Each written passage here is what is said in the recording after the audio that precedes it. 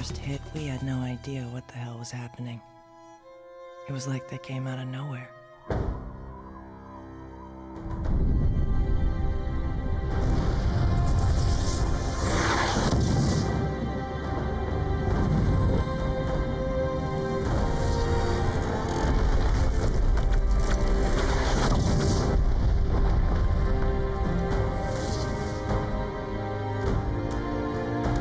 That is a little bit of a scene from a film called Bong of the Dead. Yes, I said Bong. Thomas Newman is joining us now. He is the filmmaker with a great story to tell about putting this movie together. How are you? Hey, Thomas, how are you, man? Good, good. Nice to meet you. Bong of the Dead, give us the synopsis. Give us the short pitch. Basically, Bong of the Dead is about a couple of stoner buddies who happen to survive a zombie outbreak caused by meteorites. So all they do is basically, since the world's ended, there's nothing to do except get drunk, get high, and kind of party. The problem is they ran through the supply too fast. So they use zombie brains for fertilizer to grow potent weed, but there's no more zombies where they live, so they got to go on a road trip to find more zombies to grow more weed. Thomas, you say it like it's so logical. Yeah, totally logical. Dare I ask where this idea came from? There was some influence for sure, but I don't know, I just wanted to do something different, something outside of the box, you know what I mean? Because there are so many zombie films and now they're becoming more popular.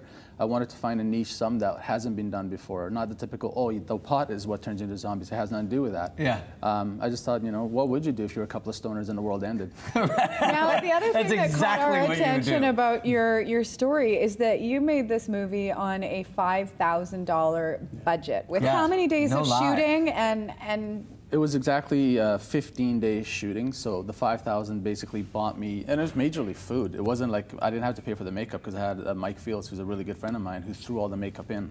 We're talking like a couple of $100,000. So this is craft services. Pretty much, yeah. It was just keeping the flow going, you know, because people get grumpy if they don't eat. So. How much experience had you had in the film industry before you decided to just batten the hatches and actually make this idea? I've worked in the film industry. I mean, I started in the makeup division doing special effects. Never had any formal training. I'm the type of guy I see something, I analyze it, and then I try to reproduce it. So, I mean, I've had experience working in the makeup industry, but I was self-taught. The reason I did this was because I was tired of sitting around talking about what I want to do with my friends. Yeah. You know, we all do that. We sit around and go, one day I'm going to do this, one day I'm going to do it. I'm like, you know what, guys? I'm going to do it, and here's the way I'm going. And you briefly mentioned a couple $100,000 worth of special effects, makeup being thrown in. Now, people might not understand what goes into the special effects makeup when it comes to something like gore and blood and zombies and that sort of thing, but maybe you can elaborate a little bit on that. Sure. How much blood did you use? In one scene alone, there was a truck scene used 800 gallons just in the one scene. So, and before sorry, 800 gallons. This is just of the blood. Absolutely, and we used a fire hose to disperse it. So, with a pump. Yeah. But then you look at all the prosthetics and the makeup that everybody's done. I mean, I think that was like the zombies look really genuine and real in this. For sure. Mike and everybody did such a good job. Yeah. Well, Mike Fields has been in the industry for a while. He's a pretty big name, and I'm lucky enough to be friends with him. I met him back in the X-Files days. We kind of hit it off.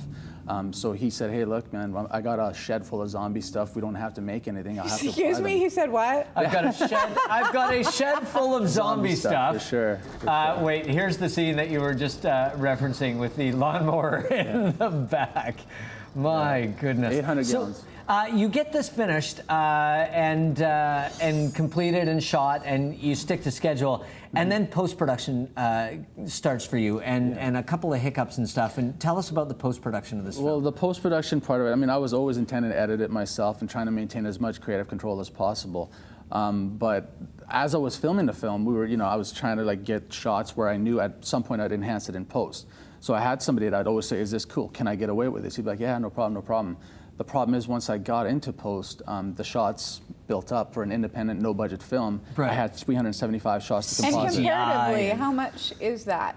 You know, that's a lot for a film to have. I mean, of a film of this caliber to have 375 composites in it. That's ridiculous. That's almost your whole film. Right. So every shot, it's like every second shot is like, oh, okay, I got to enhance this. So you decided to learn on your own. I learned on my own. So I started doing tutorials and basically going to websites and going, okay, how do I, you know, enhance the sun? How do I put in a fake lawnmower blade? Those blades weren't there. I had to put those in post. What? And I just taught myself, and that's where it took 2.5 years. Labor of love. Did you ever want to just throw it out the window?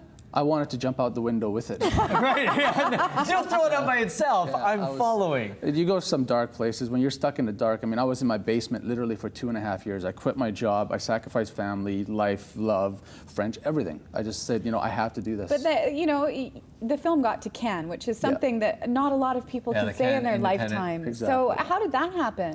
Well, basically, once the film was finished, I mean, I was promoting the heck out of it by doing the social media route and stuff like that. And I was searching for a sales agent because that is important. It is a business. You got to make some money. Yeah. Exactly, right? So I hired somebody locally, Horizon Motion Pictures, Rob Strays his name. The guy is awesome. He's old school, but he knows the system. So we had a bit of a lunch, and he said, hey, look, I love the film. I'm going to represent you, no problem. He's the one that took it to Cannes. So he only took 2 films with him.